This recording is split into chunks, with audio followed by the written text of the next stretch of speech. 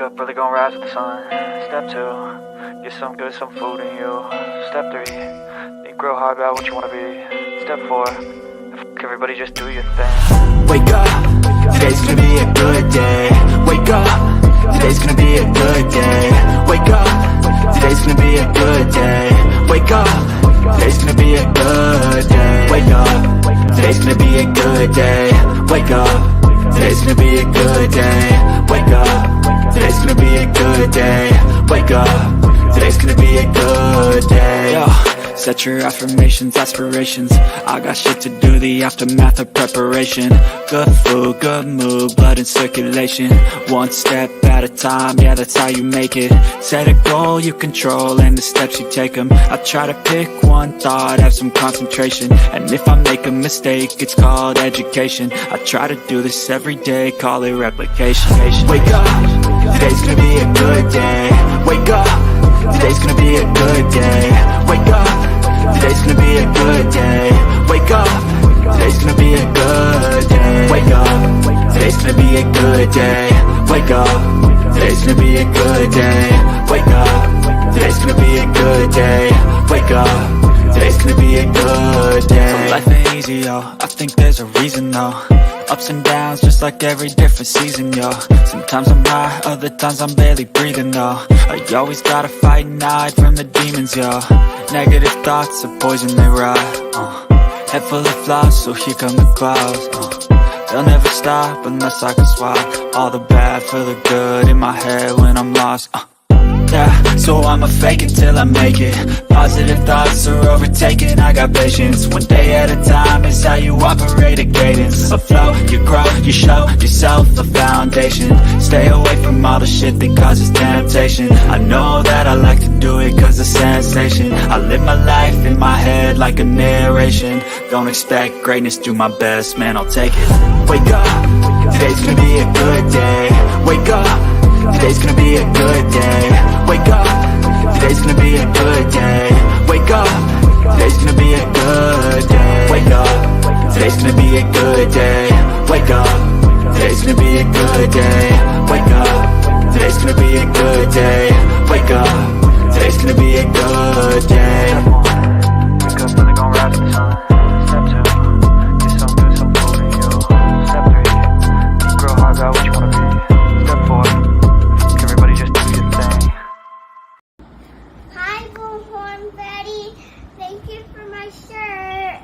Welcome to the bullhornbetty Kids Club. One thing is for sure, it appears he struggled with some things for quite some time. It's hard to imagine what little Maddie went through while she was living in the household with Stephan Stearns. My heart bleeds for the people that knew her and loved her the most. There are a lot of unknowns when it comes to Stephan Stearns and what he did to Maddie Soto. For those that don't know, sustenance is Stephan Stearns. This was deleted a while ago, and it says, just to think old people are gross, people who force themselves bodily upon small children are gross. And his response was, we aren't talking about pedos and ours here. We're talking about family members trying to give affection like hugs and kisses, telling kids it's totally cool to refuse to reciprocate. That's where your best judgment as a parent comes in. If bad Uncle Touchy wants to go long gropey hug, then say no all day. But when sweet grandma wants a kiss on the cheek, or a normal non-perverted family member wants to give them a hug, that, for F's sakes, what's the issue? No one is talking about forcing themselves on children here. So obviously, we're seeing some cracks in the surface.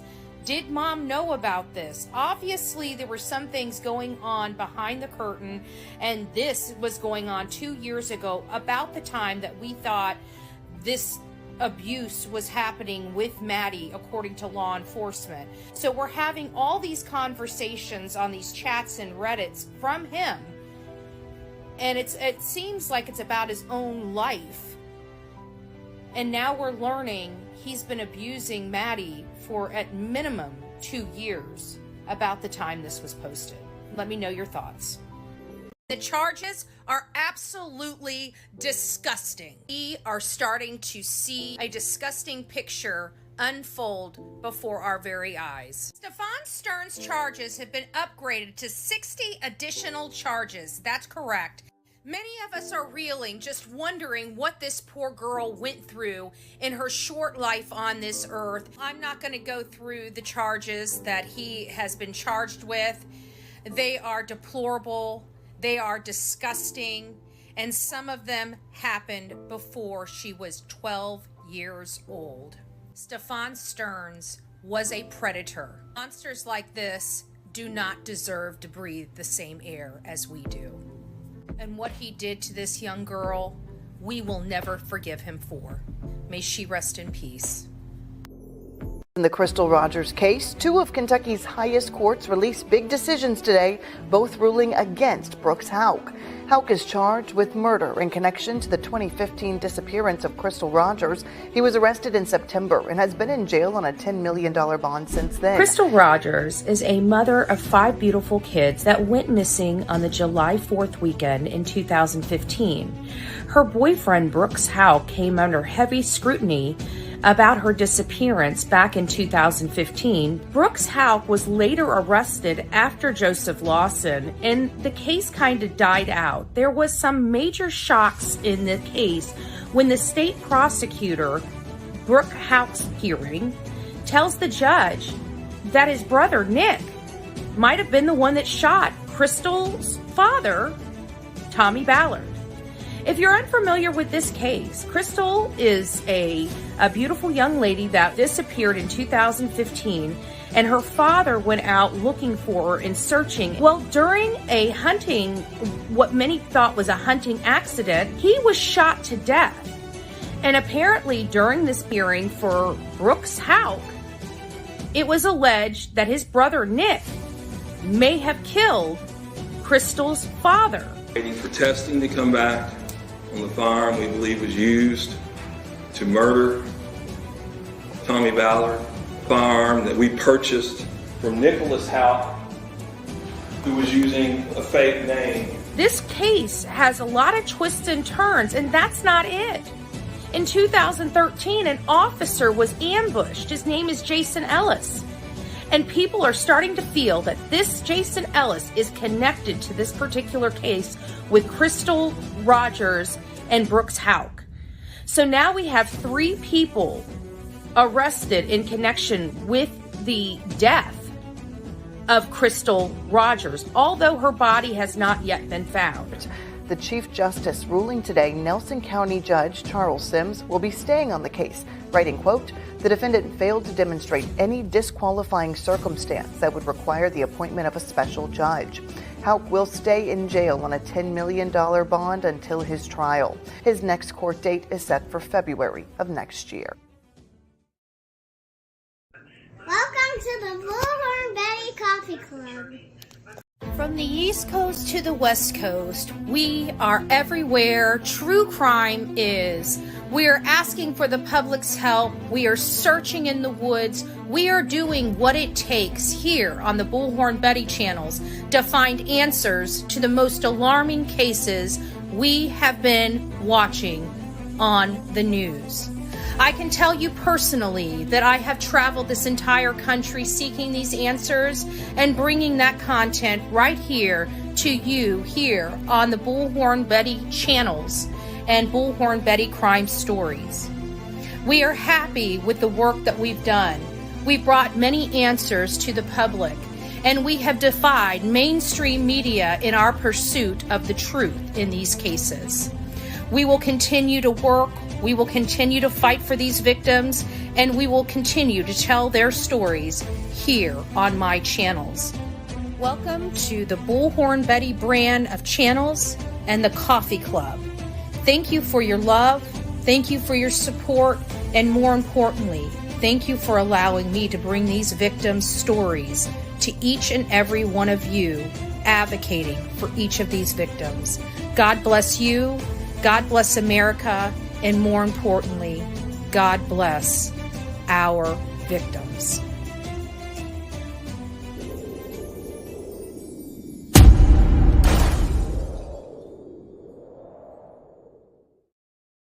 Well, good morning, my beautiful coffee Coffee Beans. It's nice to see you this morning. We got a lot of disturbing stuff to discuss today.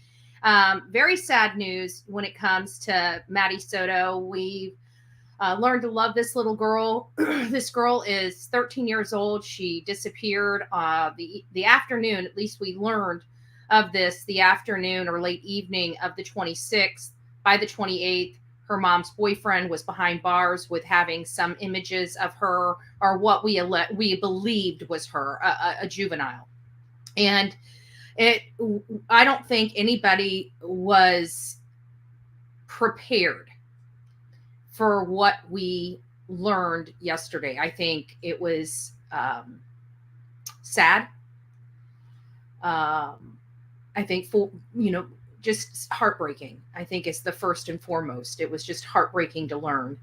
I think angry came across me, but mostly sadness when I read this, when I heard what this young girl has gone through. We're going to discuss a little bit about the crimes, but we're not going to go too much into detail.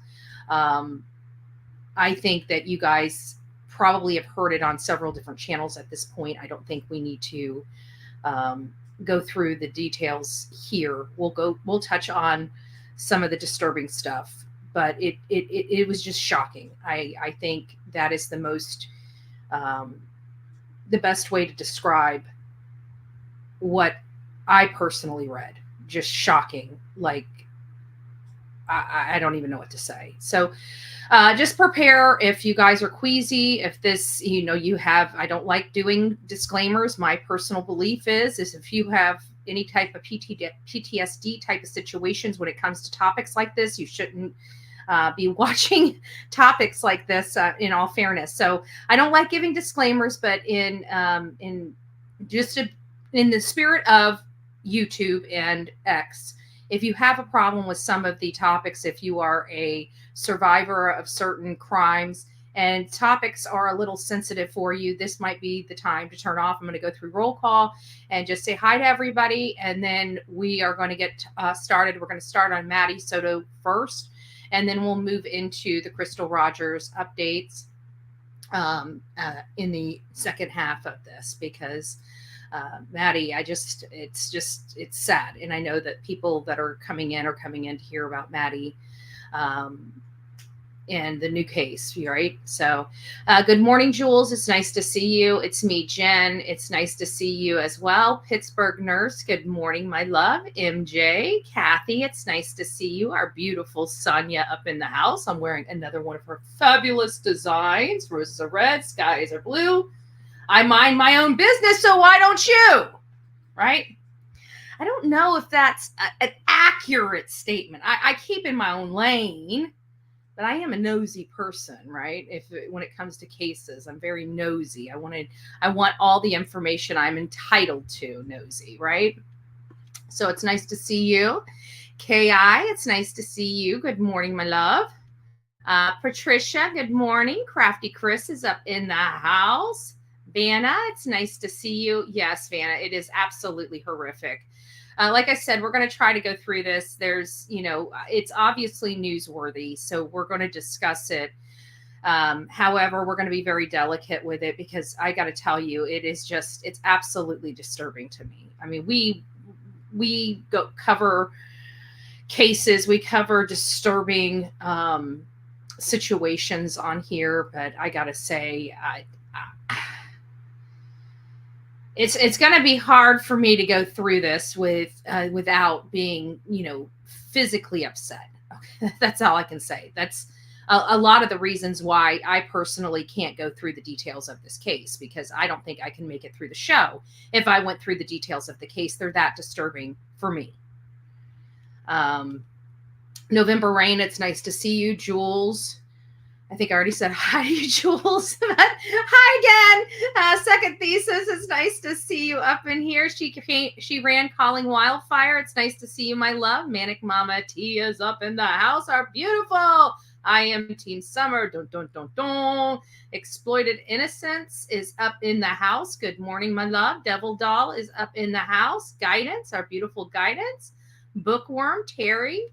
Our resident defense attorney, just a little bit of tears and some snot running out your nose, and you're not guilty, Mike Stephan, Big Mac Mike. Our one and only, our turkey man is up in the house. It's nice to see you, my love.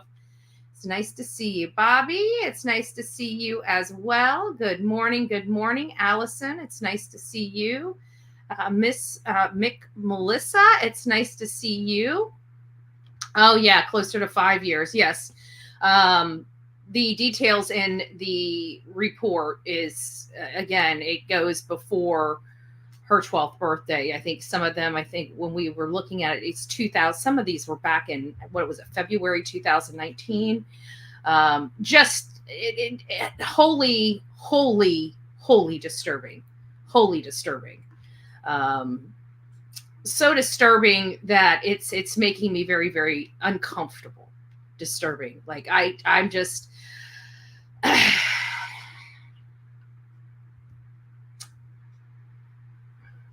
Miss Robin, it's nice to see you, my love. Kimberly, good morning. Good morning. Moonlight Magic is up in the house. It's nice to see you as well. Shay, good morning. Good morning. It's me, Jen, and MJ, if I didn't say hi to you. All right, guys. So this is, I'm sure you guys have heard, yesterday there was some breaking news. There was a 36-page doc drop on the Osceola Clerk of Court's website. People got a hold of the report. It is public record. I just want to let you know this is a court proceeding. Okay, so you're going to have court records that are out, and regardless of how you feel about the information being distributed, unfortunately, it's public record. Okay, this guy has to be charged, which he is. He has to be arraigned. He has to go through a court proceeding. Okay, a criminal court proceeding. Criminal court proceedings in our country, just like every other court proceeding, is public. Okay, some of the stuff that they're going to be submitting in that court proceeding will be confidential. That basically means unless you're at the trial, you will not have you will not see that information ever. It's confidential information to public. It's not up for public disclosure, but it doesn't mean that it's not going to be shown in the trial court. So what we are receiving is a legal document that outlines the charges against Stephan Stearns. There's a lot of legalese in there, and I think it's making people's hair on the back of their head stand up. Oh, a year and a half. Oh my gosh, November Rain. God bless you. God bless you. God bless you. Thank you. That made my day. So this is a legal document outlining his charges and what he did to be charged with those things. And it's awful. It's awful. I will describe just in very general, and we're going to be general over and done with this.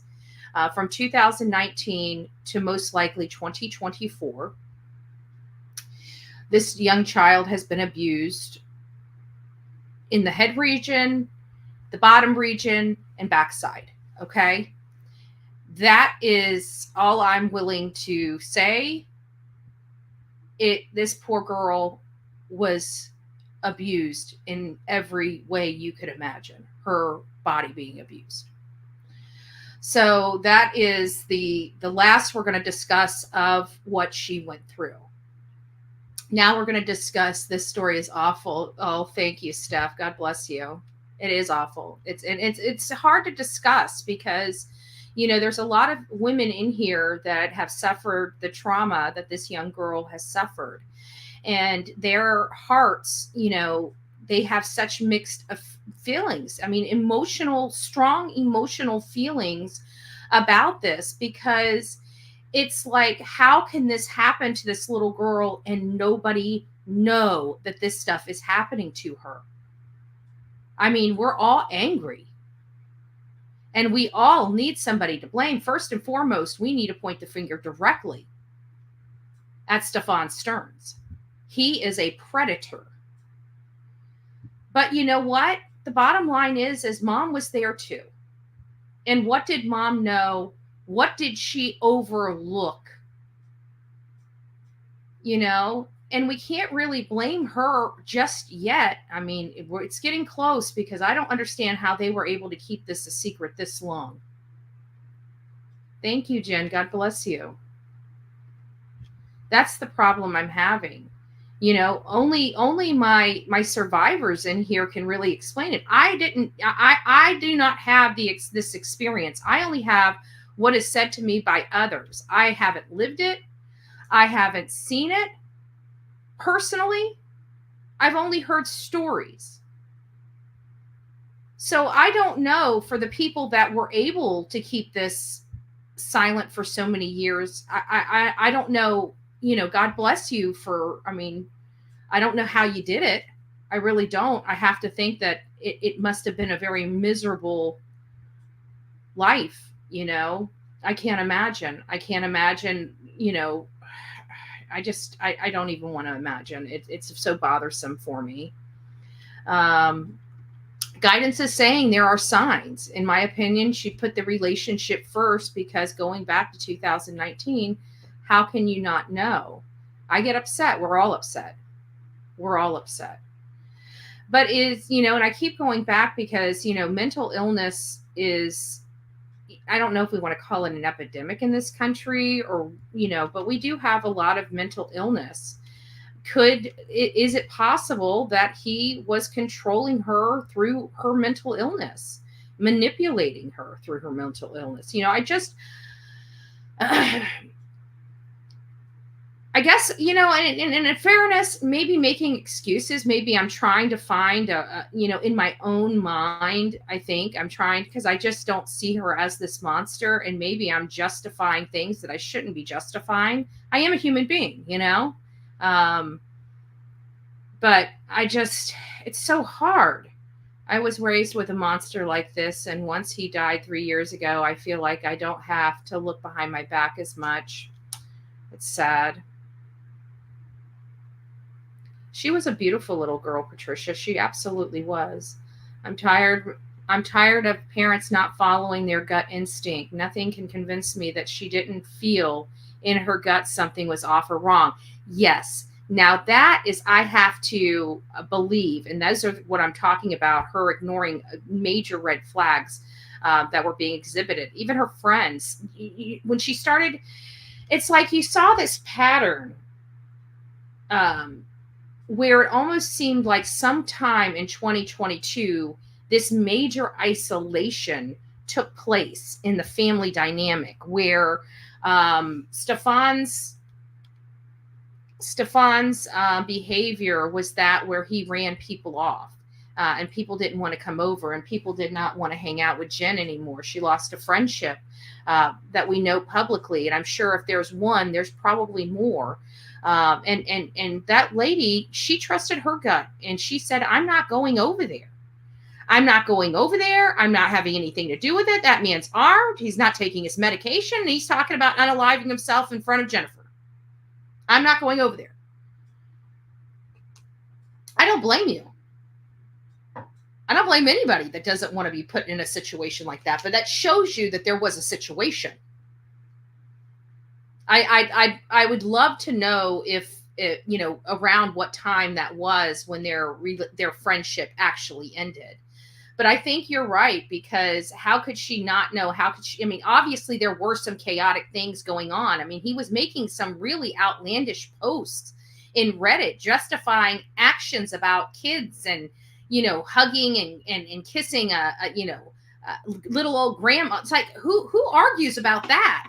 And if a kid doesn't want to show affection to sweet grandma, you know, you got to ask yourself why. You know, I'm a dog person, right? I'm a dog person. And sometimes dogs are temperamental. You know, I'm very acutely aware of dogs' temperaments. You know, and when dogs exhibit certain temperaments, what that threshold, like where I'm at. Do I need to run now or do I need to run later? You know, so I'm acutely aware of that. So it's like, you know, I almost want to engage like your gut to, the animal's instincts. When you have an animal that's really super sweet and for the first time, they're ready to tear somebody's hand off.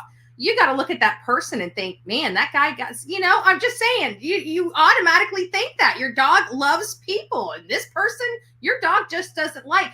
I'll tell you, my neighbor next door, he has a little dog. She didn't just get her. He's had her for a couple years now. I think she's 2, maybe 3. I don't know how long he's had her. She's cute. She's cute as a button. I love her. I've seen her since she was a puppy. I used to feed her through the fence, little treats, and she loves me, right? She loves me. But there's one person in our neighborhood. He lives down the road. I'm not going to say any names or anything like that. That dog, that sweet little dog, every time he comes around, she goes absolutely nuts. And you know what? I trust her instinct. I know the person and I know how shady they are. And like, she does not like this. He's never hurt her. He's never done anything wrong to her. But she just does not like this man. Sweet as a button to everybody. She just licks me. She jumps in my arms. She licks me to death. She just loves, loves, loves. A stranger comes over. She sniffs him a little bit. And next thing you know, she's in her arms. She sees this dude. She's all teeth. I mean, so I got to think, women have instincts like that. We all have I think women's instincts are a little more in tune than men's. I'm saying, I'm not trying to be a sexist, but I kind of think that women's intuition and their guts are more in tune than guys. I think guys I don't think guys are detailed oriented. I just don't. If you're talking about building a house, yeah, they're detail oriented. You talk about life, they're lost in the freaking, before you even say the end of the life, right? Before you get to the F and E. So I just think that, but yeah, I have to agree that I think her gut has been telling her for a long time something isn't right.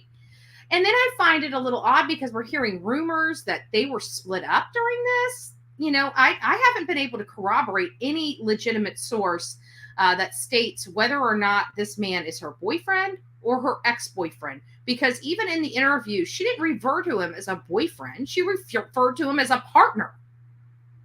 A partner. She didn't refer to him as my husband, my boyfriend, my fiance. She referred to him as partner. And I find that odd because, I've got a lot of gay friends. So my gay friends refer to their significant other as a partner. I have a gay friend that's married to his partner. Married. And doesn't call him husband, still calls him his partner. I don't know why. Maybe that's just them. Maybe other people call each other husbands or wives or whatever. I don't know. But he still calls him his partner. So I don't know. And it's not like I'm going to ask. It's not my business. Whatever, right? The only reason I know the date was because I lost this discussion by Betty. What was it? The last one was discussed in here by Betty. I wasn't being rude, just excited. The B being said all. Oh, I didn't see your comment. Second thesis. No worries. She can't hide behind being crazy. Her daughter is gone. No excuses for that poor excuse for the mother. Yeah. Mike Stevens is a little butthurt over this. Everybody's a little butthurt. I'm butthurt. There ain't no doubt about it in my mind how upset I am over this.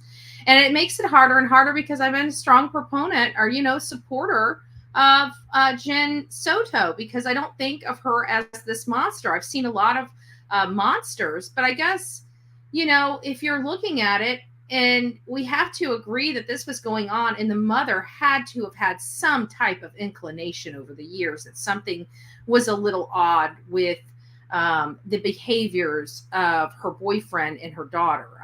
There had to have been weird gestures, but could they have said it was just like their secret club or whatever? Like, they had this whole thing of, because you got to think of the manipulation aspect of it and the actual grooming aspect of it. And that would be really, solidifying the child's, liking you. So I think that's when all those toys and, painting the figurines and, getting her attention on a platform and stuff like that, and getting the kudos from strangers about her great work and stuff like that. I think really all of that does play into this story somewhere. I believe all of that explains a little bit of how maybe he was able to do some of the stuff he was able to do. Was it undetected? I don't know. This is where my confusion comes in, because I look at this woman and, from my understanding of her friends, even past friends, talk about her love for her daughter. She didn't seem like she was an abusive woman. Seems like she loved her daughter and loved to have fun with her daughter. So it's like, we see these horrible parents all the time. But if she was missing clues because she didn't want to lose her boyfriend, or she didn't want to come to grips that she was having to make the decision to lose her boyfriend, that's where I have a problem. And I do believe, with everything here, that it rises to at least that. And so if we're right now at this level of the case, my opinion is starting to change about the mom. Even willful or blissful unawareness was because she ignored it.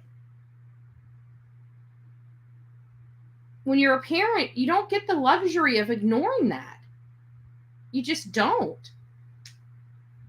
I mean, we get, animal lovers. I don't, we get offended if somebody doesn't look at our cat the right way. You know what I'm saying? Can you imagine her sitting there and scuffing off that her daughter lives in fear and can't even sleep in her own bed and never even wonders why? She never even wonders why her daughter's so fearful. She never sat down and talked to her daughter about why she was fearful. And if she didn't, why? Lack of time? Why?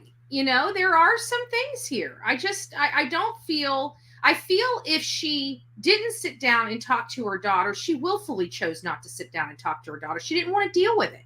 And why didn't she want to deal with it? Maybe she didn't think it rose to this level or not, but how are you going to know unless you ask the stinking questions to your kids or open that door so your kids feel comfortable enough to speak to you?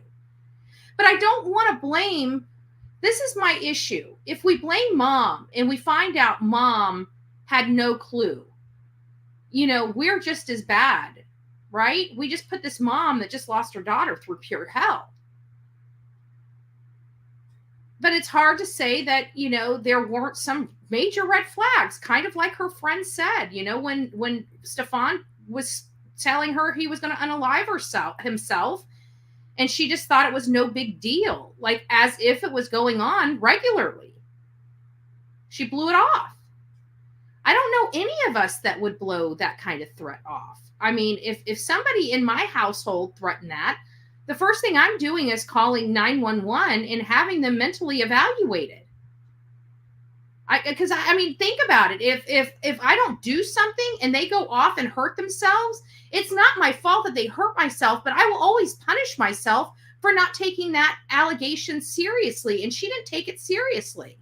And the reason why she didn't take it seriously is probably because he threatened it 1,000 times and never did anything. She knows it's just hot air, or at least she thinks it's hot air. Maybe it was the distraction to get it off the topic that she was really worried about. I don't know. Maybe she just didn't want to know.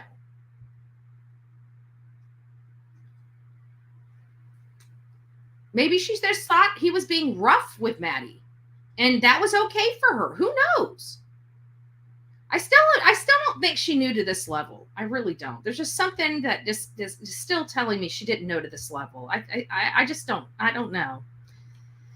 I'm all confused. This case has got me just emotional. I don't know of any other way to describe it than an emotional. Just emotional. It's a rough case to cover.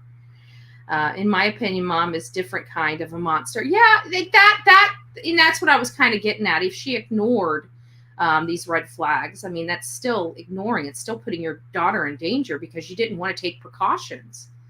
This is, I know that 1,000 people may not take precautions and their kids are just fine, right? But What if it's not? We always should always just take the precautions. An ounce of prevention, right? An ounce of prevention is worth a pound of cure. This is not a cure. Says a lot of times the predator using the family against the victim, threatening them if they speak. That is how it can be hidden. However, in Maddie's case, after reading the post, I feel her mom knew. Yeah, and a lot of people, there's been a 50-50 split in my chat since we started running with this case, with people that think her mom knew. But I think everybody at least acknowledged she should have had some red flags. I think this court document kind of solidifies that there had to have been many red flags. There's not a doubt in my mind at this point. Did Jen Soto just... it's hard to explain. But if Maddie did tell her, or if Maddie didn't tell her, I think I have to agree with Miss Robin that her mother would have still had something uneasy about her, that there was some kind of instinctual uneasiness that she would have had. She may not have been able to put her finger on it, but she had to have known something. After that 60-page report, it's hard to say that that's not the case, because that would have had to have been this case. This girl had to have been walking around sad.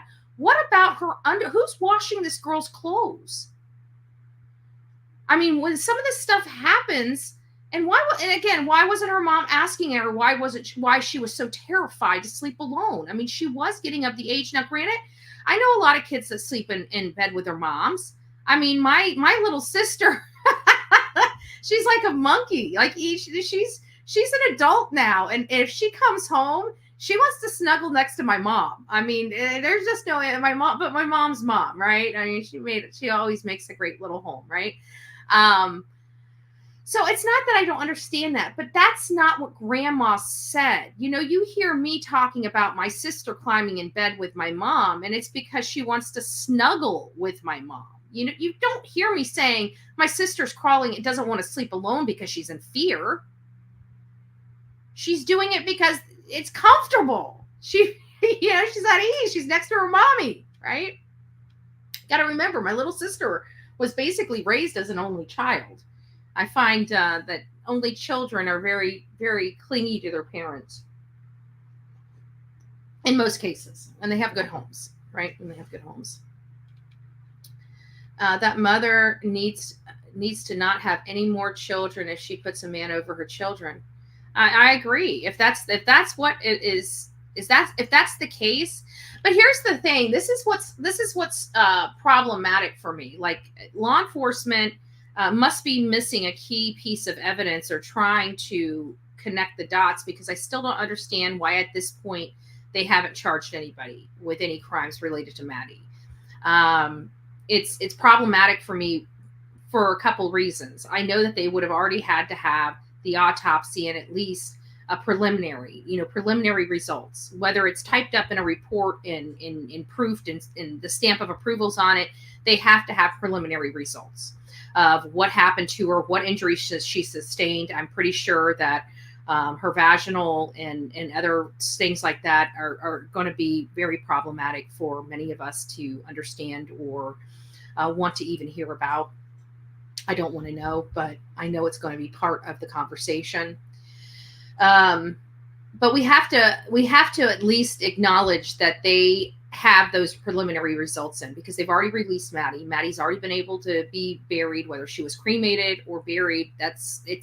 She's put to rest. Okay. So that tells me that the medical examiner is done. Their job is done. And if the medical examiner is the one that knows what the injuries are, obviously they know what the preliminary results are. So they have the preliminary results. They have her. They know that right where apparently Stephan Stearns may have had a flat tire, or near the area he had a flat tire,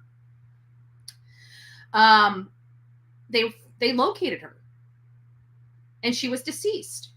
So I think they have a lot of dots connected. So I'm unsure why nobody right now has even been charged. I mean, even if mom wasn't going to be charged, that's one thing.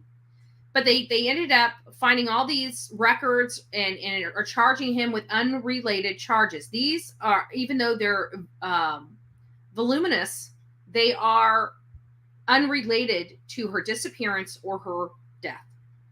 They're all other things that happened prior to her disappearance and her death, and they are disturbing. That does lead us down a very dark road of who may have done this. And of course, with him being behind bars, him having access to her, him being the last person that saw her breathing or alive.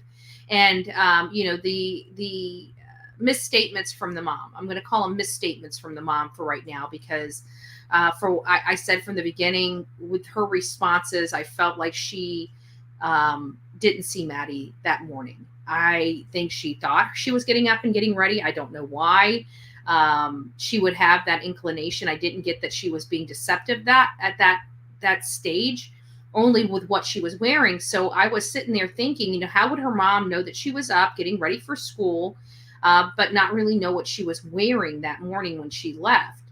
And the only thing that really kind of came to the forefront was maybe the shower was running and he, meaning Stephan, implied she was up and in the shower. And I thought that would probably be the best way to explain that, because I honestly believe it was either that or mom never woke up that morning before they left to go to school, because mom had a hard time waking up in the mornings. And it was because of her bipolar medication. Now, that statement from that lady was from 2022, but it sounded like even from her own mother, when she was speaking to Telemundo, speaks about how hard it is for her to get up in the mornings. So it sounds like this is a chronic issue for her. So anyways, that's just where we're at. I'm going to take you over here. We're going to watch a little video. Of course, it's got to be a commercial first, but then we're going to watch a little video on, actually, I don't want this one up yet, because we're not into Crystal Rogers just yet. Might as well go into Crystal Rogers. For those and we'll come back to the Maddie Soto, because it sounds like we're going to have a lot more conversation on. Let me just make sure I got everybody's questions. We have all kinds of trolls hiding in the bushes, just lurking to hear anything. That's why I said that. Oh, yeah, we know that. Those people, and you know what, they obviously have some mental illness. Like, who does that? That's so stupid. It's childish. And to think that these people are adults. Thank you for gifting the membership. Yes, Jen, thank you for that. If you received your gifted membership, don't forget to say thank you to Jen. Southern Grammy, I hope you're doing well today. I hope you're getting ready to get out of the damn hospital. We want you out. We want you out. Manic Mama T says, Maddie's case makes me want to go Wicked Witch on Stephan. I know. It's hard, right? Like, it really makes you want to, like, literally rip into him. It gives you this case in hearing what this poor little girl went through. I mean, not just recently. I mean, I can't even imagine what this girl was going through recently, that it brought her to her death. It had to have been horrific. It had to have been absolutely horrific to get to this point. But even before this, her everything that she was going through before this, 2019, we don't believe that it stopped from 2019 to 2022. I just don't believe it, unless we find out that there was a major break in the family and he didn't come back until 2022. There is something like that, but I don't know. I don't know. I'm not going to try to allege. But her, just everything, it kills us. The idea, it's angry. It's anger. That's what I said. The first thing that came over me was this sadness and just, but the next thing was anger, like anger. And it's hard to keep that anger in check, because it's like, how did the effing family, I mean, even let's look past mom. Let's look at grandma. Let's look at everybody, the school, the friends, the families. That everybody, how did nobody know that this girl was suffering like this? How did nobody know? It makes us all very, very angry. Very, very angry. And if people want to be in the bushes to get that reaction, if you're not angry, You're part of the problem. Who is not angry over this child right now? Like, I've got a lot of questions. I got a lot of questions. And I told you, as information becomes available, I'm willing to start getting off the fence, but not before. And we all have to understand. I've got to put it like this. Even people without children have motherly instincts. Where was Grandma? Grandma lived close by. Grandma lived close by, right? So, anyways, guys, well, do I not? So we're going to get over to Crystal. We'll come back to Maddie. We'll come back to Maddie and talk about her and the other second half. So if you guys have any questions, Veraria, if I'm saying her name right, I believe my little girl, when she told me about my boyfriend, I did all the right things, left him, reported him, got her counseling. They wouldn't charge him. He essayed 2 more girls before conviction. So it's like, it's upsetting because you hear stories like that. It's like you're damned if you do and you're damned if you don't. You're damned if you do and you're damned if you don't. And then in situations like this, but I think the court systems are starting to become acutely aware of this behavior from predators. I think they're realizing that this behavior is not going to stop. They can't stop. I think that's what people don't understand is when you're this type of predator, it's almost a compulsion. I don't know how to explain it other than that. Like you physically at some point can't control we would like to think you can, but obviously they can't because they would do it knowing they're going to be the suspect and they would still do it. Look at Stephen McDougal. He knew he would be the prime suspect. And it still did not stop him. They're that sick.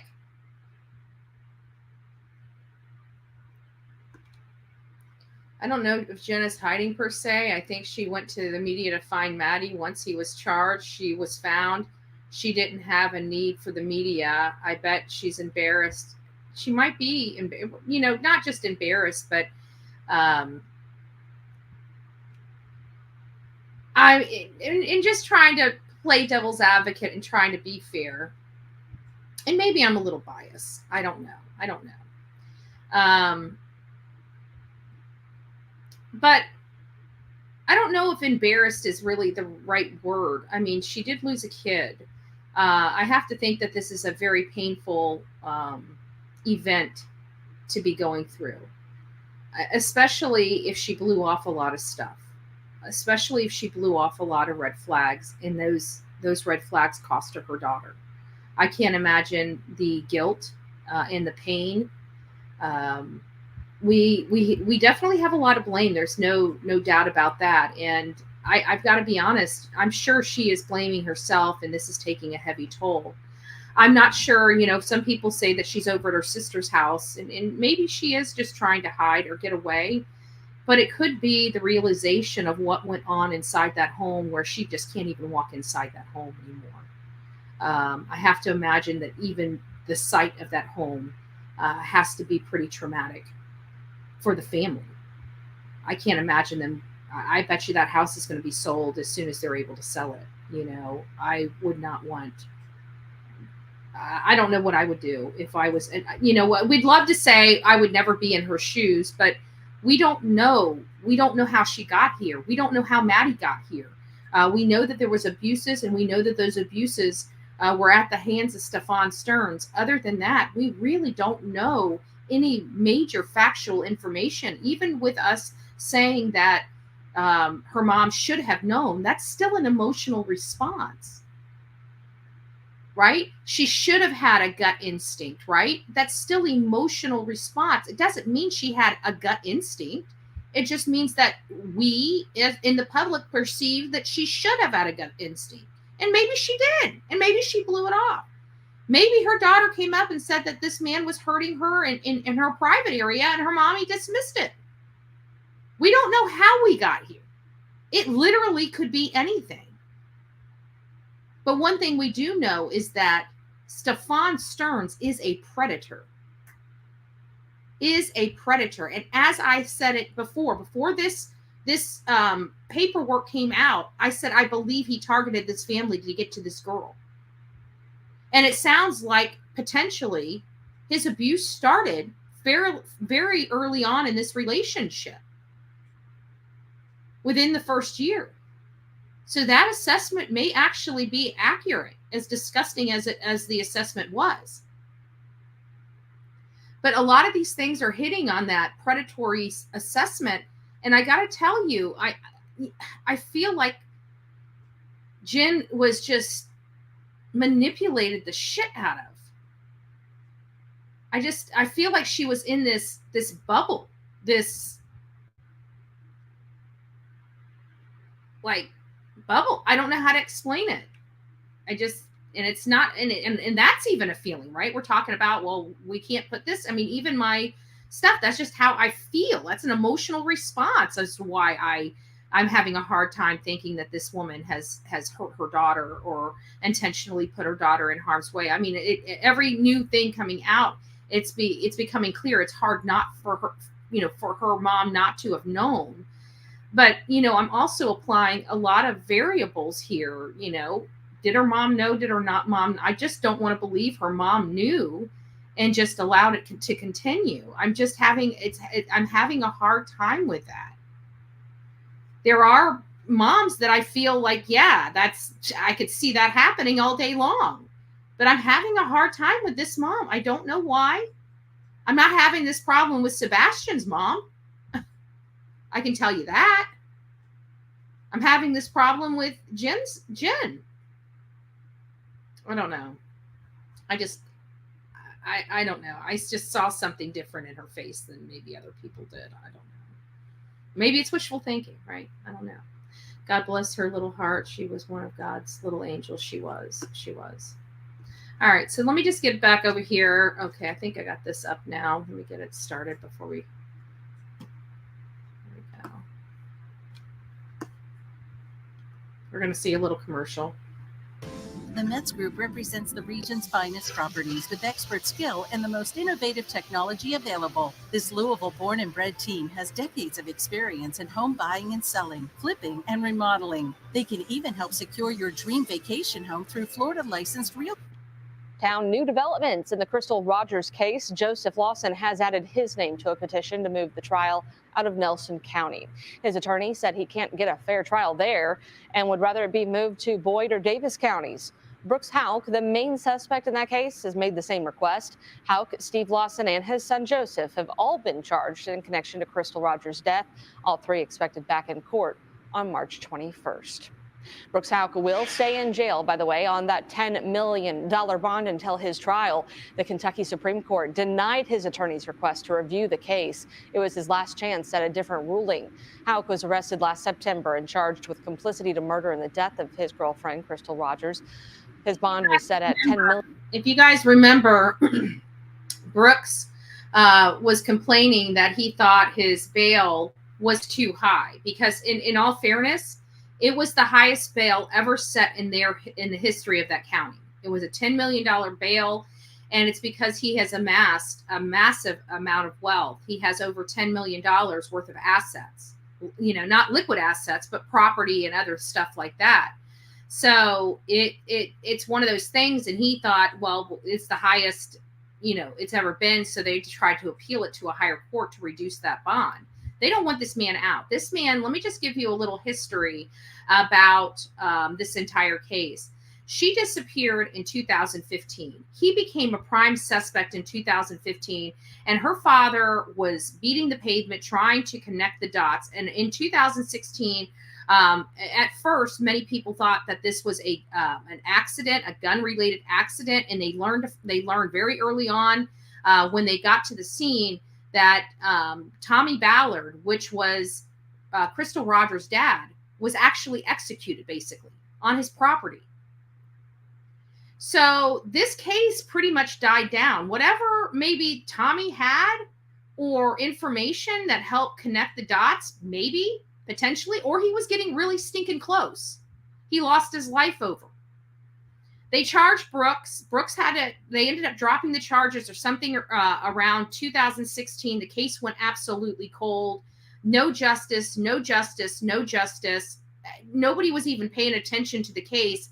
And then boom, all of a sudden, the son Lawson, I can't remember what his name, Joseph Lawson, ended up getting arrested in the case. And we're like, and we learned that this was an employee or a part-time employee to Brooks.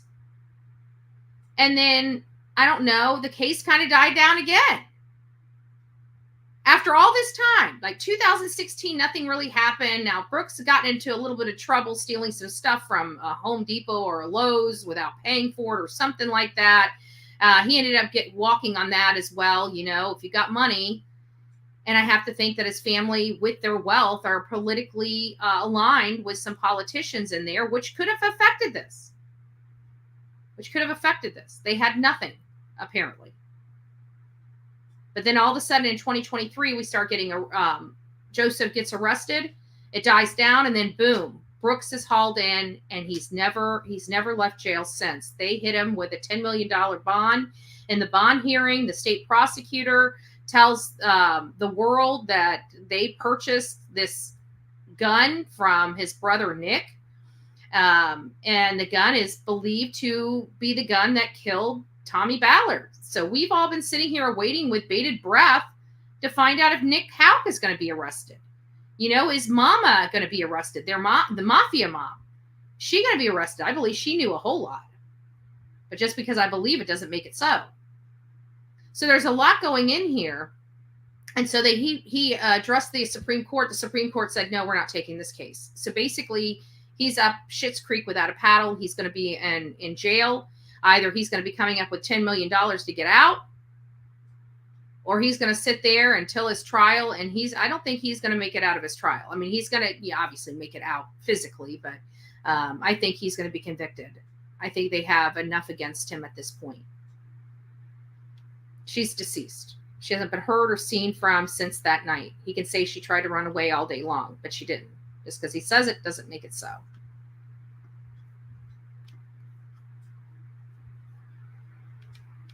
$1 million, and a judge denied a request to lower it. He cited Houck's vast financial resources, his family history of interfering with the investigation, and the severity of the murder charge. He's expected in court again in about a week, along with the other two charged in the case. So that's going to be in about a week. Let me get this one over here. We're just going to pop through these, and then I'm going to let you guys. Also new tonight, the man charged with the murder of missing Bardstown mother Crystal Rogers wants his trial moved. The motion filed today by Brooks Houck's attorneys argues he can't get a fair trial in Nelson County or any central Kentucky county, including Jefferson or Fayette. Houck is scheduled to be tried next February for killing Rogers, who disappeared in 2015. Joseph Lawson and his father, Steve Lawson, are charged with conspiracy to commit murder. The change of venue motion will be heard when all three suspects are back in court in 2 weeks. Also new tonight, the man. I'm sorry. And I think that the other one's pretty much just more of the same.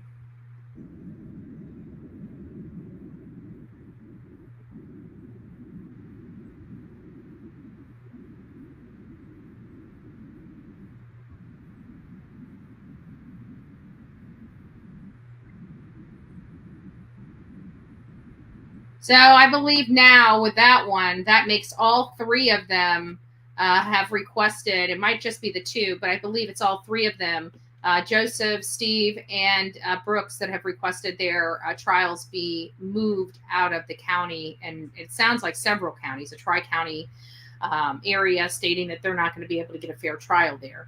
I'm not sure if that's true. I mean, 3 counties, it's like, you're popular. But one thing I've noticed being in this business and being boots on the ground out there, it is amazing to me how many people, when we go into these communities, that can literally be over one.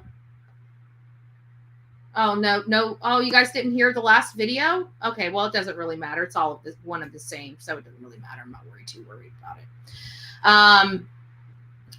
But what was I saying? I forgot what I was about to say. I'm sorry, but the mother needs to protect and believe her child. Yeah, but the problem is we have no evidence that her daughter even told her. We're still trying to find out whether Maddie kept this to herself, because even Maddie's friends didn't have a clue that this was going on. So if her friends, like, I feel like she would have talked to her friends before she talked to her mom, especially if this has been going on for a significant number of years. She might have asked her friends, is this normal? Is this how your dad punishes you? Or, you know, stuff like that. Like, I don't know. I feel like her friends would have known a little more about what was going on, especially if it went there. That's what's leading me to believe that she didn't tell anybody.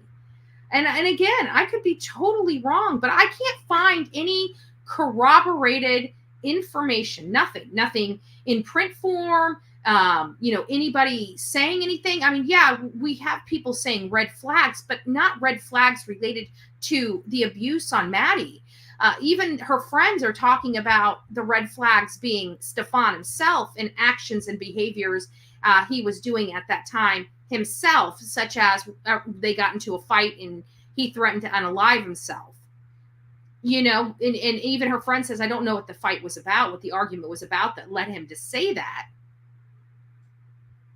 But none of the stuff that even her friends were talking about as to why they're not friends with her anymore had anything to do with Stephan's relationship with Maddie. It was the way Stephan was actually treating and behaving toward Jennifer.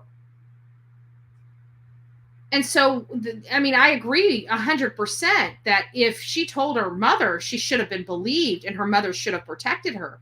But my problem is nobody has been able. I mean, we can say that we think that Maddie told her. We can say that we've seen this before, and we guarantee that Maddie's mom knew and just didn't believe her.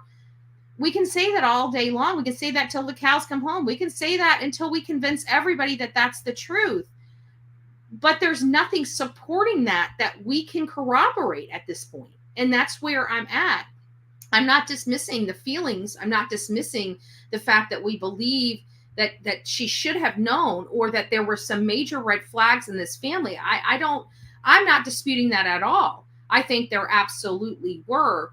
But if we bring that back down, even with her uneasiness and looking at that, did this whole thing of him potentially being this type of abusive to Maddie ever come up? There's nothing with her friends or her family that indicate it ever has. So that's where my problem is at. Should mom have felt something uneasy? Yes. But what did mom really know? And was he in her head saying, you're acting crazy again? And mentally manipulating this woman to make her think that what she was really seeing was what she wasn't seeing. You know, mind effing her. This is a predator that has a gift of looking normal to the rest of us for years. Meanwhile, having complete and utter control over a minor for years.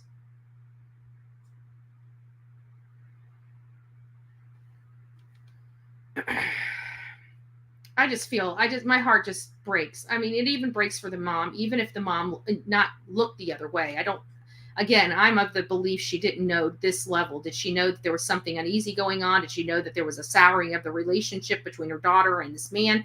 Most likely she did, but I just don't feel that she knew to this level. I mean, hell, we've been covering this case for a week since it happened, since the 26th or the 27th, we've been covering this case. And I don't think any of us, I know I certainly didn't. I don't know. I don't want to put words into anybody else's mouth, but I had no clue it rose to the level that I read in that information sheet of his charges. I was, like I said, it was jaw-dropping and I was speechless. I mean, I knew that there was something there. Obviously, I knew that this child had been abused. You know, I knew that. I was prepared for that. But I wasn't prepared for the gravity and the graphic nature in which he abused this child.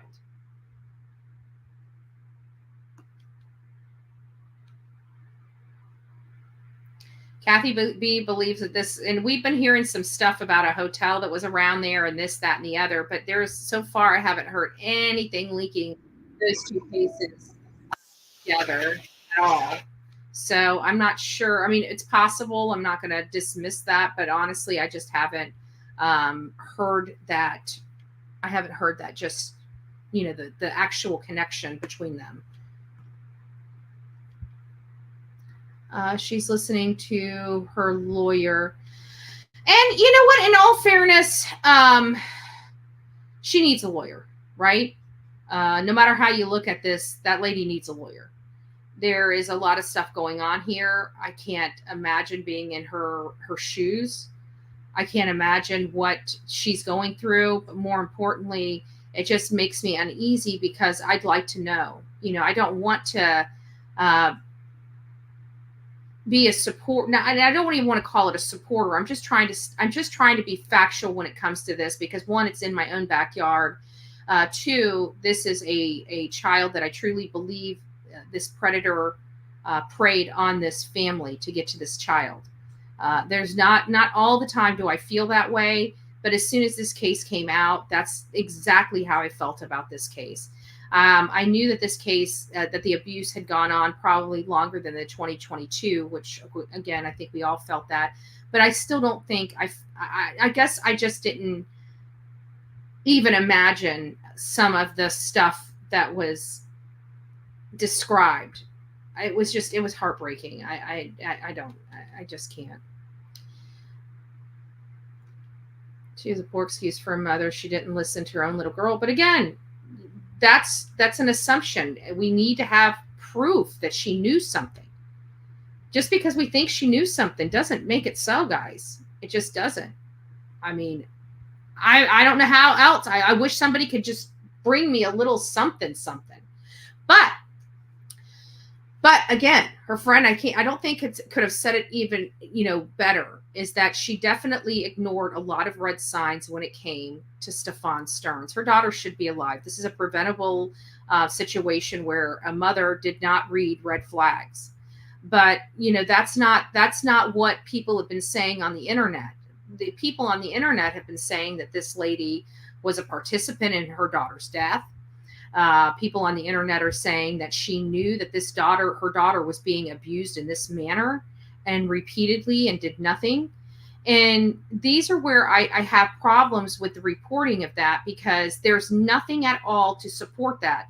Do I believe her mom should have known something was going on there that was uncomfortable? Yes, I do. I believe her mother should have explored that as well. But that's my personal opinion. When you're looking at this case from a personal opinion to a factual one, we have no history of her mom being abusive to her. We have no history of her mom having drug or alcohol abuses. We have no history of her mom, having an unruly daughter and, not taking care of her, not providing her everything she needs. We do see that in some of these parents that we cover, and it's very clear, cut and dry, who the problem is, right? In this case, it's very difficult. They lived for all appearances, I'll put it like that, for all appearances, lived a normal lifestyle. They lived in a nice community. She went to a great school. She was a good student for all, again, and these are some other things, is the student aspect of it. Yeah, she had some attention issues. Those attention issues could have been a direct result of the abuse that she was undergoing. We don't know how threatening Stephan was to this little girl, but he was an authority figure for her because he was a parental figure for her, and he was doing these disgusting things to her. Oh, Crime Stories Obsessed. It's nice to see you, love. I hope you're having a wonderful day. God bless you. God bless you. Rusty's up in the house. I post some of his crazy posts on my comment page. Go over to Crime Stories and check those out. Yeah.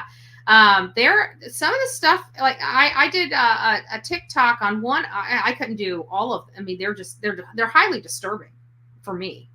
Like, I'm reading this stuff and it's like, I wonder if Jen saw those posts. I don't think she ever saw this stuff he was writing on Reddit. I feel like he was the bum and mom was just working and working and working just to keep everything paid and stuff like that. And just, just that kind of, she had nothing, she couldn't do anything but work to try to pay and support the bills because she had 3 mouths to feed. She had a man kid. I don't know. Again, I just don't know why I'm getting those vibes from this case, but those are the vibes I'm getting off this case. And, when I look into this case, it just solidifies a lot of the stuff I'm seeing here. But mom should have known. I'm not going to discredit anybody that thinks she should have known. I'm not going to discredit anybody that says that they think that Maddie told her. I don't know whether she told her or not. Damn her if she did. She needs to be in the cell right next to Stephan if her mom knew. Period. There's no ifs, ands, or buts about it.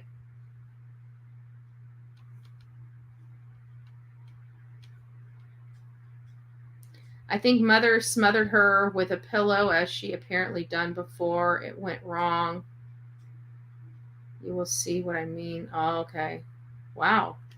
So you think she's actually involved. Interesting. Well, yeah, I'm like I said, I'm open. Maybe I'm reading this case wrong, but I'm open. Maybe, I was watching, I think it was Plunder. I was watching Plunder and she brought up this Utah case. I haven't looked into it, but I trust Plunder's observations for the most part. I trust her observations. I've never heard her wildly, explain something wildly different than it was. And she was talking about the family in Utah and how, sweet the mom and the stepdad were, the father were, and come to find out they're doing some ungodly things until the child was able to run away. And nobody was the wiser about what was going on behind the doors because they looked like such a normal family, So in all fairness, if we are going to talk about, me having a bleeding heart for the mom, we can talk about the other side about how, people have skeletons in their own closet that they don't want people to know about. And had the world known about it, then, they would be up Schitt's Creek without a paddle. We may find that to be true. We may find that to absolutely 100% be true. I don't understand. I make breakfast for my daughter, lunch for her, finish up homework, and drop her off every day. It's some of the best talks but see, what if her mom wasn't the one doing that? What if Stephan took that off her plate because she's got so much on her plate? This is kind of where this grooming and manipulation and cunning and conniving all come in. It's this stuff right here. It's like, who's controlling the daughter and who's controlling the information coming from the daughter? And at what time did this change? Mom has a hard time getting up in the morning. How many times did Stephan take her to school alone?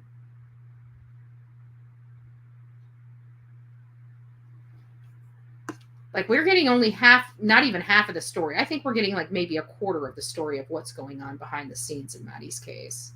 I think that's why they have no murder charges yet, because it's a case against mom. I'm sure of it. Just my opinion. It's definitely crazy. We'll see. But you know what? I would think that if it was, like, they would hem her up like an obstruction charge for lying if they thought she was, not a victim. I feel like at this point, with him being in jail for all of those charges, I kind of feel like they would hem the mom, get her for endangerment or obstruction or negligence. I feel like they would have, like, if they, I don't know why I'm feeling it, but if for any reason they thought mom was truly involved in this, I think they would hem her like they hemmed him. And they're not. She's still out walking and talking and in civilization. And they could, not that they have, but if they have one scintilla of probable cause, that's enough to make an arrest. And with what we learned, it seems like that they would have had probable cause at this moment to say that mom, at minimum, put her in harm's way, was negligent. And arrest her on that. But there's been no arrest of mom, not even on low-hanging fruit charges, nothing. We've had nothing for mom. So I don't know if that's an indicator or if that's a clue. I really don't know. Maybe it's because they don't want to charge anybody. She's staying put. She ain't going nowhere. It might be that. I don't know. It just seems like Kissimmee, if they truly thought that this mother knew about this child's, this kind of abuse with this child, it seems like they would have the silver bracelets on her one way or another. Florida doesn't play around with this stuff, guys.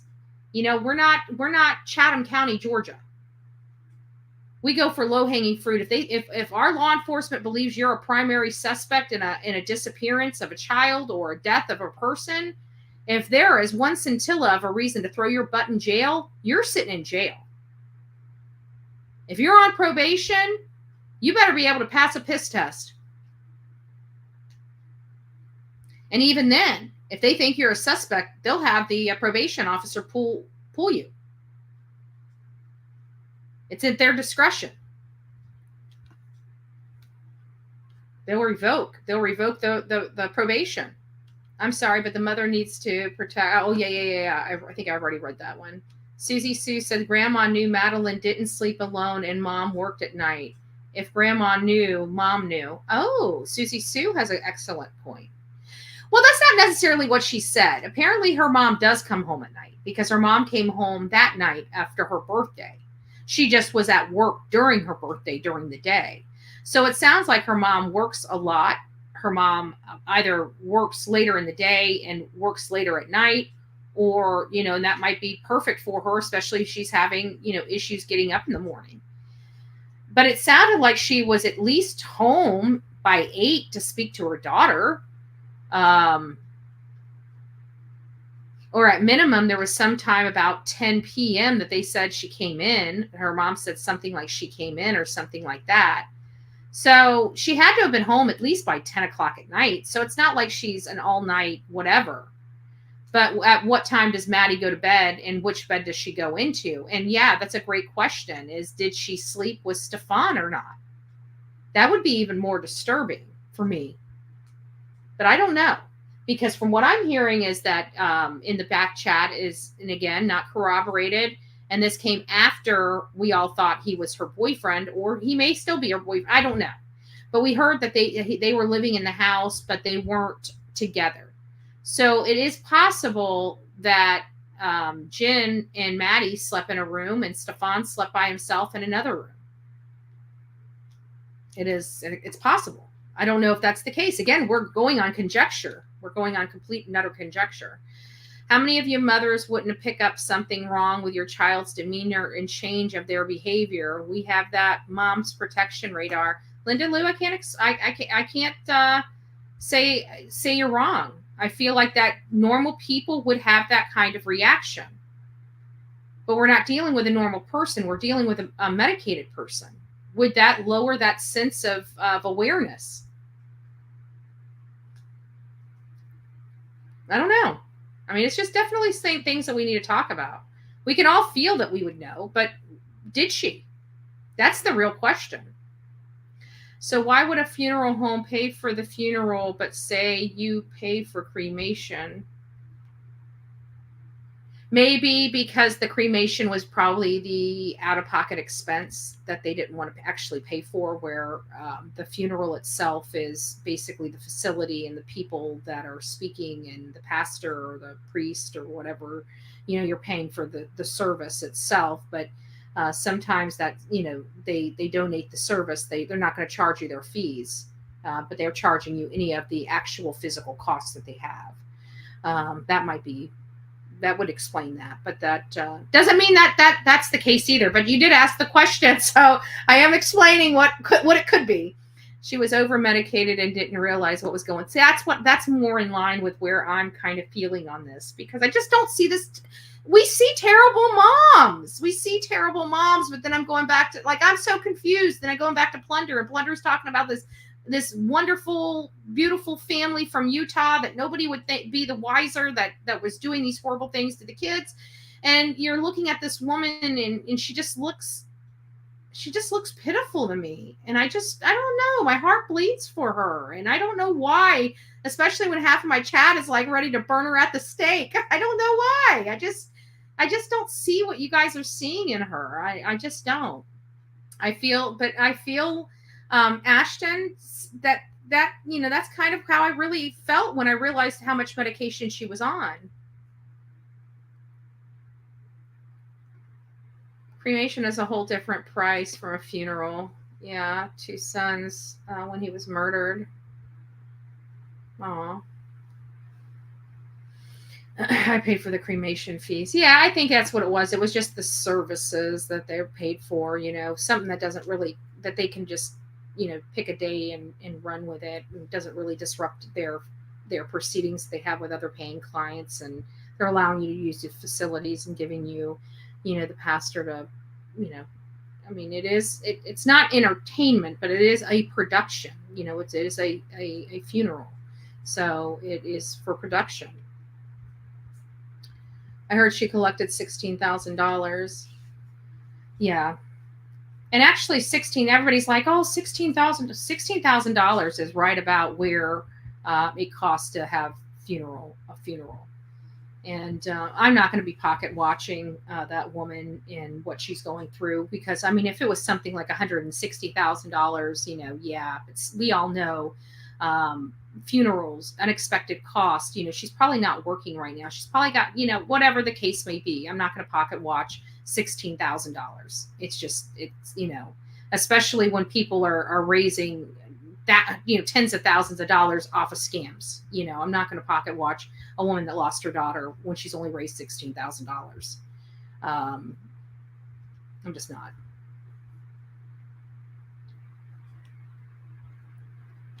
Yeah, basic cremation is $18,000 to $3,000. Funeral, you choose products, services you buy, and where you live all impact the price. The cost can increase fast when adding things up. Yeah. Well, I used to sell, life insurance once upon a time. I did just about everything. I was always in sales of some sort, whether it be homes, insurance products, whatever it may be. And, I know what funeral cost back when I was doing it, 15, 20 years ago. Okay. And that was 15, 20 years ago. We know how prices have skyrocketed. 15, 20 years ago, it was $20,000 to have a meager funeral. $20,000. That was burial. Okay. Just to let you know that included a casket and traditional burial. $20,000. That didn't include the plot. That didn't include the limousines. That was the funeral and the burial. The funeral and the burial, $20,000. So I don't even want to, it makes me sick to my stomach to think about what the cost this day and age to put somebody in the ground is. It's got to be pretty costly this day and age. Everything's gone up. Things like viewing or visitation, memorial, flowers, music, expense. Yeah, it does run stuff up. So we don't know. And they may have provided the entertainment. That might have been part of the stuff. They, like I said, it sounds like they were just required to pay any out of the pocket, any straight costs that the funeral home would receive in the funeral expenses. So I think that sounds like a little more like it, but anyways. All right, guys, that's really all I have. I'm not going to go over the charges with you guys. If you want to go look at those charges, you can read the charge sheet yourself. I will caution you, it's highly disturbing. Again, it goes from head to front to back. It's not a pleasant read. It's a very disturbing, it's a very emotional document. That's my assessment of it. And if it was this hard for me to read through it and get choked up over it, I'm not going to be able to go through it. I mean, there's other people that can get through it. I can't. Okay, I personally I can't. I looked at it. I read it. I was trying to figure out a way to, and I just can't. I can't. It bothers me. It bothers me so much that I guess in a way it triggers me a little bit. Okay. And if it's triggering me, I don't get triggered very easily. So if it's triggering me, then it's problematic. So not covering the actual physical charge. I mean, we'll cover the actual, like the charges, the straight reading of the charges, the description of what derived those charges, which they do describe the acts that got those charges. And that's the stuff I'm not willing to go through. I'm not willing to,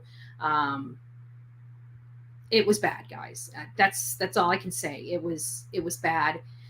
It appears, according to the records here. Hey, Lady 7-Up, it's nice to see you. Let me see what you said. Hold on. I can't afford to live. Can't afford to pass away. Yeah. Yeah, ain't that the truth, right? Ain't that the truth? You know, and then all this stuff about TikTok and them having our look. Yeah, you know what? That just triggered me, Lady 7-Up. That just triggered me.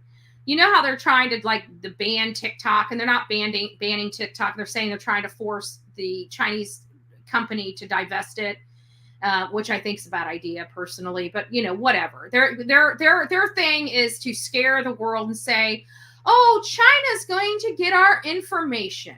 Okay, newsflash: China has had my freaking information since the doctor patted my ass. Okay, I don't know about each of you.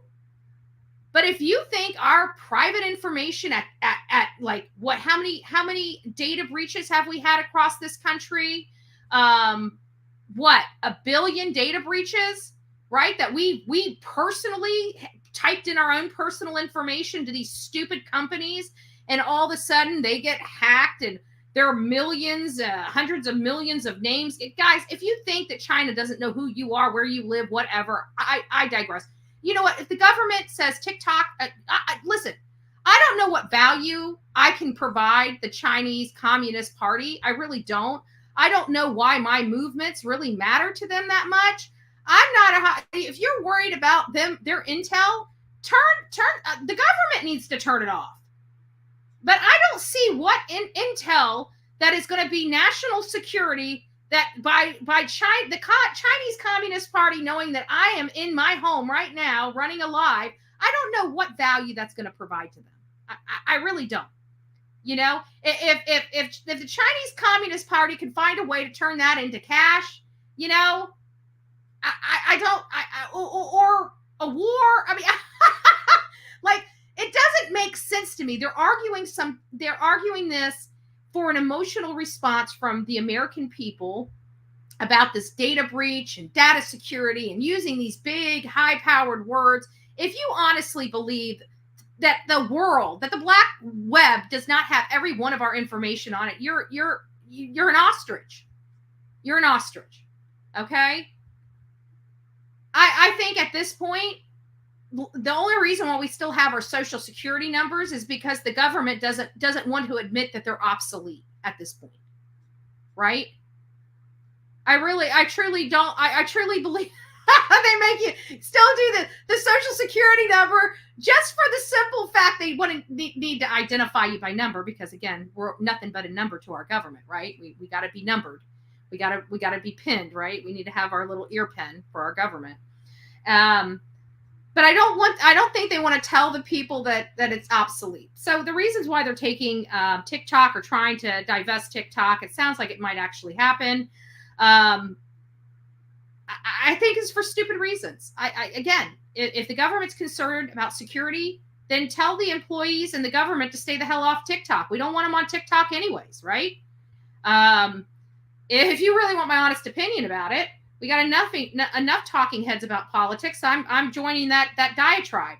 So it's like, you know, I really don't care. Keep the government off. I don't see what bullhornbetty has to offer the Chinese Communist Party. That's all I'm saying. I don't know what Big Mac Mike has to offer the Chinese Communist Party. You know, I just don't. So whatever. I think it's our VIN number. No, classic. You must. I just realized I was about to say something. I was going to say something, but I didn't want to say it because I looked at the numbers years ago, and I can actually tell the age range.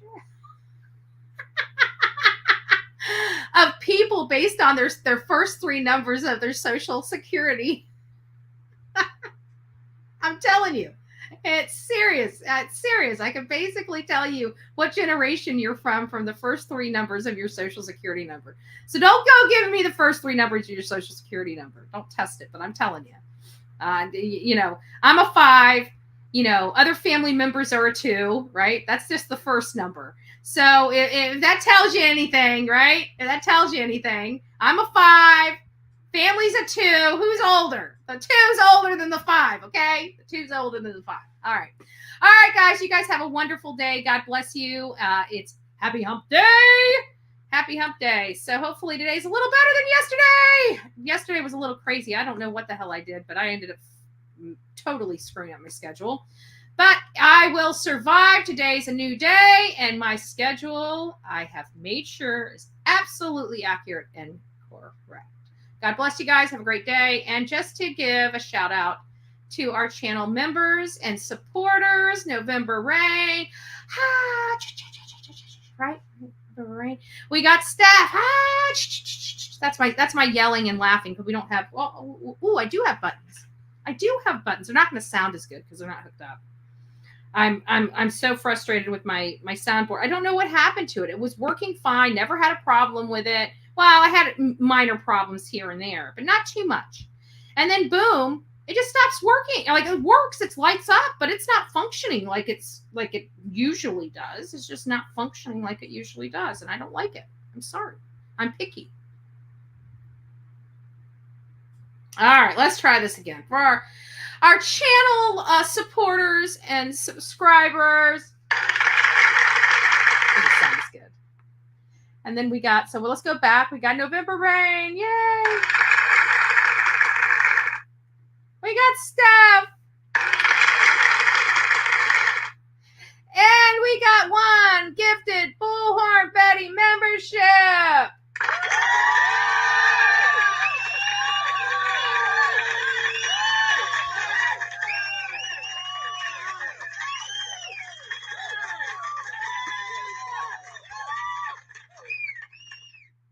I also wanted to let you guys know before I left, I got, yesterday was a little chaotic for me. I screwed up my schedule massively. I don't know how the hell I did it. I couldn't tell you, but the way I look at it is things happen for a reason. So whatever it is.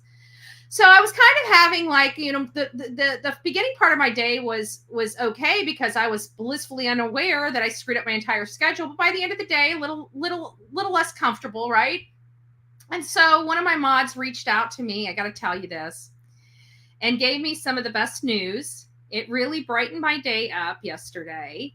I just found out that we met the budget of the camera.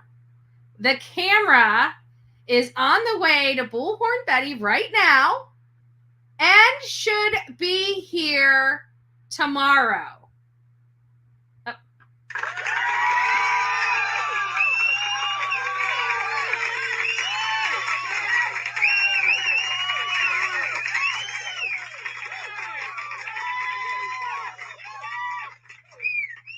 We have been raising money for this camera for almost a year. I started out with actually a video camera, it was like almost $4,000. And as I was out in the field, I realized I really do need not just a video camera. I need another camera that does great videos. And so it changed what I was actually looking for. And when I started looking for what I really needed in the field, I found a perfect camera. It had great ratings, great reviews, and it wasn't the most expensive camera on the frickin' market, thank God. And it took us forever to finally get the camera. It seemed like forever, right? But it's on its way here. So I just want to tell everybody, because I don't know who all supported that camera. I know a few of the people that gave for that camera. I want to thank those people, mostly my mods that gave those big. So thank you, mods. My mods are very supportive of our channel. So I just want to say that. And I know there was a lot of other lovely people out there that gave just as much. And so while I know what my mods did, I don't know who else did. So I wanted to come here and tell whoever supported the camera, whoever gave $1 to that camera, I just want to say overwhelmingly, thank you. This is something that's going to be utilized on this channel for years to come. It is a good quality camera that has great video capabilities, much better than the camera I currently have. It is going to be amazing. I think we're going to love the creations we're going to get from this. And I'm just really appreciative of everyone. Okay. Because I don't know who is there. I know what my mods did, right? But I don't know any of you. I don't know any, because they kept it a secret from me. They kept it a secret from me. So I just want to tell you all, thank you. I know it wasn't my mods and my mods alone. So everybody that contributed to that, again, thank you from the bottom of my heart. I hope you guys are happy with what we are going to be able to do with this camera. So God bless every one of you. Anyways, guys, that's it. So you guys have a great Wednesday. God bless you. Go rock it out with your coffee beans out. And don't forget to be fearless. If you see something, say something. An ounce of prevention is worth a pound of cure. And until next time, please be safe. And more importantly, be kind to thy neighbor. Let's do something positive in the names of our victims today. Crystal Roger and Madeline Soto. Please do an act of kindness to a perfect stranger, for a perfect stranger, in their honor. Stop the car, let somebody in, buy somebody behind you a cup of coffee, right? Sometimes it doesn't even have to be monetary. You see a little lady struggling to get her groceries in the car, go over and help her. Do something nice. We want to change the world one person at a time. God bless.